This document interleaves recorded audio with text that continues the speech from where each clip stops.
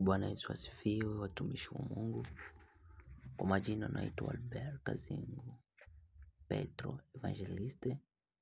Ndilo jina ambalo ni langu, lakini jina ambalo nalitumia katika kazi zangu za kutumia kazi ya Mungu ni Albert Petro Evangeliste. Ni jina ambalo ndilo nalitumia hasa katika mtandao wangu wote wa internet. Donc neno langu Mungu amenipa kwa ajili ya kulitoa katika internet. Leo nitasema kuhusiana na chanzo cha imani.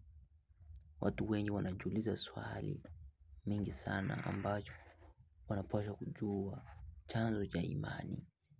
Ningepaswa tu kuwajulisha ya kwamba imani huja, tena huja vizuri mno.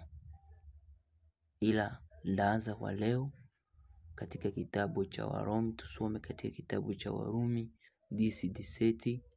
Inasema hivi: basi imani chanzo chake ni kusikia.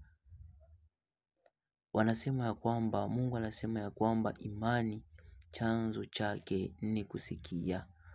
Ndugu zangu, sikilizeni. Kusikia ndiko chanzo cha kwanza cha imani, na kusikia huja kwa neno la Kristo. Amena. Na kusikia huja kwa neno la Kristo. Unaweza kusikia, na kusikia kwake huja kwa neno lake Yesu Kristo. Donc kama unapenda uwe na imani kubwa katika maisha yako, inabidi usikie neno la Mungu. Na ule ambaye anasikia neno la Mungu ndiye anayeweza kila kitu, na ndiye imani yake inapanda siku baada ya siku. Kuna wengine ambao wanakuta mavideo za wachungaji wakitoa mahubiri katika maisha yao, lakini wanajikuta tu wanawavuta na kuwatupilia mbali. Hata katika internet tunawaona, yaani mwanamke akiwa utupu pale anaangalia hata saa 6, lakini kwa neno la Mungu tukilisikia inakuwa ni vigumu mno.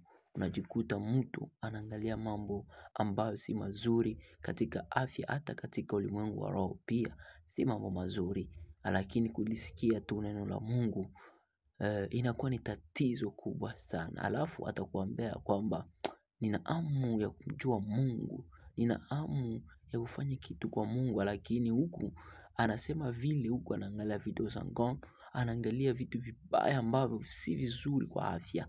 Yaani anafanya vitu ambavyo si vizuri, huku ana roho mbaya, huku anakuwa mtu mchafu. Yaani mawazo yake yanakuwa ni mabaya kwa ajili ya wengine.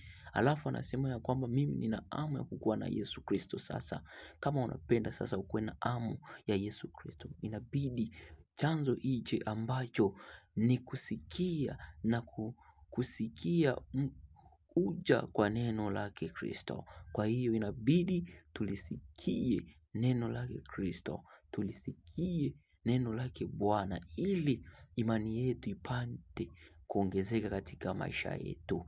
Kwa majina ni kama hayo ambao nimejitambulisha ya kwamba nimeitwa Albert Petro Evangeliste. Ninahitaji uwe miongoni ambayo utakayesikia